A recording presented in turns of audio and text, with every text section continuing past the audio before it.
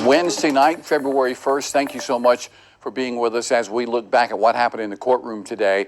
In the Alex Murdaugh double murder trial, the disgraced attorney is accused of shooting and killing his wife Maggie and son Paul in June of 2021.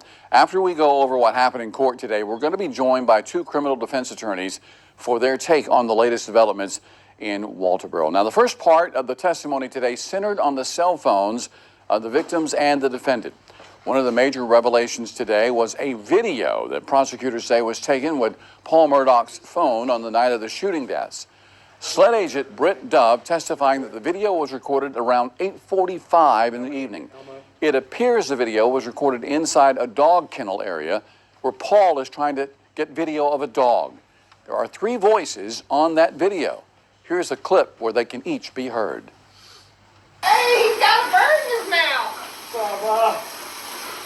Hey, Bubba. That's a guinea. This is a chicken. Come here, Bubba. Come here, Cash. Come here, Bubba. Cash. Quit. Come here, Bubba.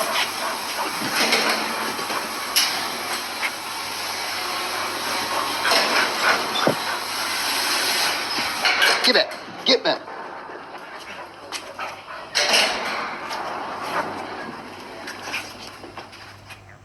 Well, one of Paul Murdaugh's best friends, Rogan Gibson, testified today saying he's sure that Alex Murdaugh's voice can be heard on that videotape.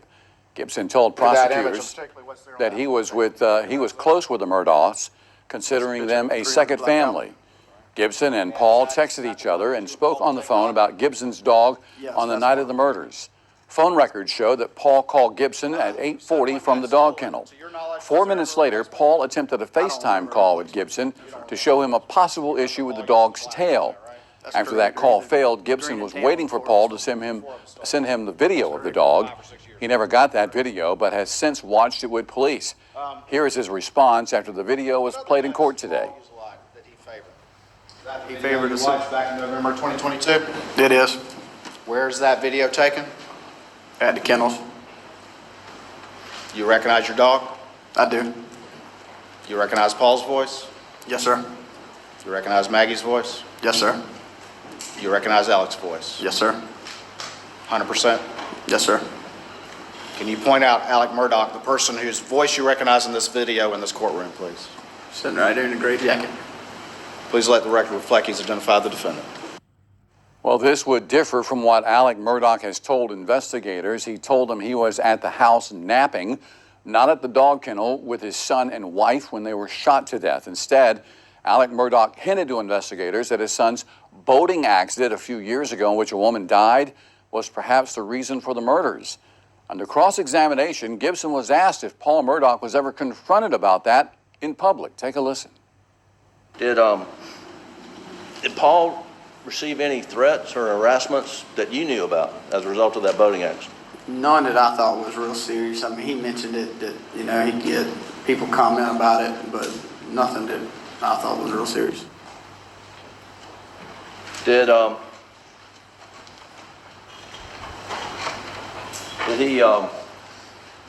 Would people just mouth off to him when he went out in bars or just with his friends? Yes, sir. He had mentioned that. But was it anything that you thought was serious in nature?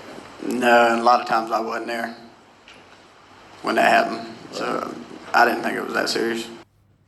Another friend of Paul Murdaugh's testifying today. During Will Loving's testimony, prosecutors again played Paul Murdaugh's video from that dog kennel. Loving said he was 100% certain that Alex Murdaugh's voice can be heard on the video. And during his questioning, Alex Murdaugh's legal financial troubles were brought up for the first time during the trial, which led to objections from defense attorneys. Did you know anything about what his bank account balances were? No, sir, I did not. Did you know anything about the debt that he was carrying? Do you know anything about that? No, sir. Did you know the specific things that were going on in the boat case the week that Paul and Maggie were murdered? No, sir. Do you know anything about civil discovery and how it can expose financial information? No, sir. Do you know anything at all about him being confronted on June 7th, 2021 about... Object. Did you know anything about him being confronted on the morning of June 7th, 2021, about $792,000 of missing fees from his law firm. Objection, Your Honor.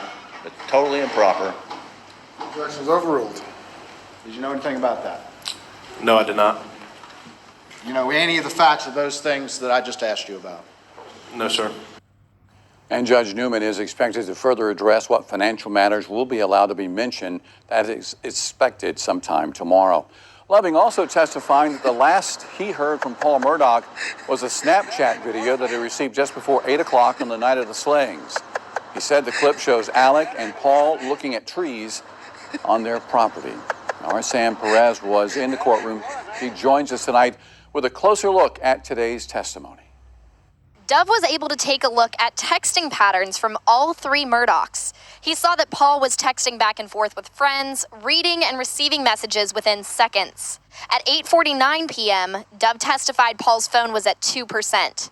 At 10:34 p.m., his phone died. The prosecution asked Dove about the time that battery lasted. At an hour and 35 minutes. If a phone that is at 2% is used heavily, how long approximately would you expect that phone to last before it dies? If it's being used heavily, text messaging, looking at videos, things of that nature that are going to put more strain on the battery, I would expect it to go to the point of being dead. I would imagine, and just kind of ballparking because I haven't done testing on this, but I would say 10 to 15 minutes max. The prosecution has had Dove walk through the text messages on both Maggie and Alex's phones on the night of the murders. He also explained about the motion detected on each. According to Dove, Alex's phone showed steps taken up until 8:09 p.m. After that, no motion is recorded for about an hour until it records 283 steps between 9:02 and 9:06 p.m. All right, and we are now being joined by two criminal defense attorneys, Luke and Brian Sheely. Guys, thank you for your time this evening to talk about this. Luke, we spoke with you the other night. I'm going to give your brother Brian a chance to weigh in first here. Some of the big testimony today contradicting what Alex Murdaugh told investigators. That video that was played at the dog kennel with Gibson testifying he heard Murdaugh's voice on that tape. How damning is that for the defense? Absolutely. I mean, that was a critical point for the state, for striking points here and kind of getting ahead of any alibi with Alex Murdaugh kind of previously telling law enforcement that he was asleep at that time and never down the kennels. Obviously, the identification of his voice on that video was damaging. Similarly, though, that witness was very familiar with the family. He was very familiar with Alex Murdaugh, and he kind of struck an emotional tone there that sort of almost gave some good character to the defense. So it cut both ways in that it limited any potential alibi, but it also kind of humanized the first witness to actually humanize Alex Murdaugh from the stand. Over the last several days, it appears that the defense doing their job, trying to poke holes in the prosecution's case.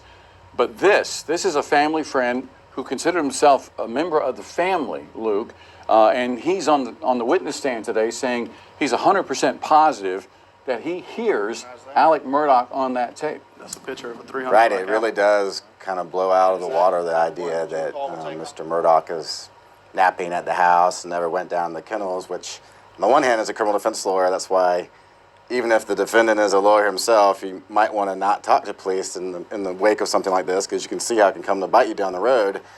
But it does narrow the timeline. It allows them to say, hey, you weren't entirely truthful with us, or either you've got some serious explaining to do. Right. All right. So a lot of talk about cell phone usage from the victims' phones and Alex Murdaugh's phones, particularly that of Maggie's. Her phone found about a half mile away. Who knew that you could collect so much information off of a cell phone, Brian? Right. They're really little secret spies in our pocket. They know where we walk. They know when we pick them up. They know what we text. They know who we call. So there's a lot of critical information that's always going to be available potentially for law enforcement investigating a crime. And in this case, do you think the prosecution is doing a good job connecting Alex Murdaugh to the murder scene by using the cell phone information? I'm gonna need to Elmo. Well, I'll say yes until the cross-examined today by Jim Griffin, because really with that very well-qualified expert, Mr. Dove, what he got to do, well, actually it was Mr. Barber, comparing the two timelines, it did show that although the state's theory is that Mr. Murdaugh killed his wife and son and then had her phone and tried to get rid of it, at the same time that that's supposed to be happening, Mr. Murdaugh's phone is moving by steps while hers is not doing anything. He cranks up his car and then calls that phone, and only then does his wife's phone change portrait orientation. Right. And so it really allowed them to float the theory that, well, you can't have one person, Mr. Murdaugh presumably, with two phones if only one is registering steps and the other one isn't. So they were able to float the idea that the real assailant freaked out and then threw away her phone as maybe he was getting away. So that was fascinating for us. And correct me if I'm wrong, but I think toward the end of the day today, we were getting into the financial crimes that he is accused of, a possible motive in this case being money, financial trouble that he was in. Yes, this is the... Prosecution seems to be taking it step by step, trying to connect Murdaugh to the scene today, and now they're entering into that possible motive, Brian, of he needed money. Absolutely, and that was a critical blow for the prosecution to land. Heavily contested pretrial litigation, heavily contested right before that witness took the stand. And Judge Newman really likes to kind of let it play out and decide, as it's happening. And so, yeah, that was objected to. However, it did come in. The witness didn't have any information about that, but the state was able to ring that bell for the first time, and I'm sure that will be addressed tomorrow. All right, so without any murder weapons and without any blood spatter on Alex Murdaugh, without any gunpowder residue on his hands, do you guys think the prosecution has considered all of that, trying to connect him to the crime scene, and now as we move into the next phase of this trial, a possible motive for what he did? Do they have a good case without all that other hard evidence, so to say? It's a good case, but it's a circumstantial case. So it allows them to really infer that who else could have done it, but they don't have that blow that they can really land to make sure they get a conviction. So that's why they really want to get into those financial crimes, but it's on a knife's edge. I mean, you got to think about due process, whether Mr. Murdaugh's going to get a fair trial. And usually when there's certain rules at play, you can't just get into other bad crimes, wrongs, or acts and say he's a bad guy there, therefore jury, we think he's a bad guy now. There really needs to be a nexus to show that motive. And I'd be curious. What I'd heard in pretrial publicity was that it was going to be a distraction so that people wouldn't look at his financial motives. But I would want to see more if I was a judge. Of course, I'm not the judge. Judge Newman is. I'd want to see some type of insurance policy evidence or some kind of direct, huge financial benefit, because by all accounts, he was in love with his wife and loved his firstborn son, so it would seem to take a lot to commit this. Obviously, this has attracted a whole lot of attention, not only here in South Carolina, but across the country. And we've had a chance to talk to some people. I know some people who are following this trial, and they tell me, well, 1 minute, I think the state is doing a good job of proving their case. The next minute, the defense is doing this. And so it's kind of like blows back and forth. I'm just curious as to both of you, how do you think the jury is feeling right now as they hear all of this going back and forth? Well, the longer the investigation, the bigger the trial, the longer the actual trial itself with the evidence. And the jury is really wanting to hear from not so much expert witnesses, they want to hear from people that have knowledge of the matter. And certainly they're going to want to hear from Alex Murdaugh. The defense has introduced exhibits in this case. That means they're going to put on a case, and he is certainly going to testify. And I just know the jury is eager to see, what he has to say for himself. What's your take? What do you think that's going through the jurors' Well, that's a mind bold right now? prediction about whether he will. I mean, he might, but they have put in evidence, which means they don't get last closing. They don't get the final word to the jury. But I think a jury at times is overwhelmed with technical data, but I think today they've been really getting some of the stuff that they wanted to see, which was that Snapchat video. They wanted to see people who were close to that family identify Mr. Murdaugh, but also in the same vein say, I have no idea. He loves them. I couldn't imagine any reason why he would want to hurt them. So I think things are heating up. I think they'll continue to heat up, and expect tomorrow mistrial motion, probably right out the gate if Judge Newman allows all this financial crime evidence. Some observers of this trial saying that the state attorney general walked into the courtroom yesterday, really just sort of sat and observed. But today, according to several observers, he was taking a more hands-on approach to this case. He was like looking at notes, he was writing things down, passing notes. Surprising that the state attorney general would be so involved in this. Not surprising. He would want to be the face of this case. This is a huge case for the state of South Carolina and for the country. And so he would want to be involved at the table and helping his team of lawyers. So what's left here? I guess, as we mentioned at the end of the session today, they were bringing up the possible financial crimes that he's accused of. So after they establish some sort of motive, is there anything else left for the state to try and present to the jury?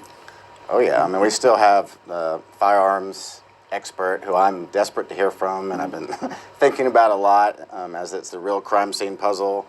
We haven't heard from any pathologist yet about cause of death. I mean, it's certainly obvious how they died, but sometimes the true mechanisms of the injury can be very informative to a jury.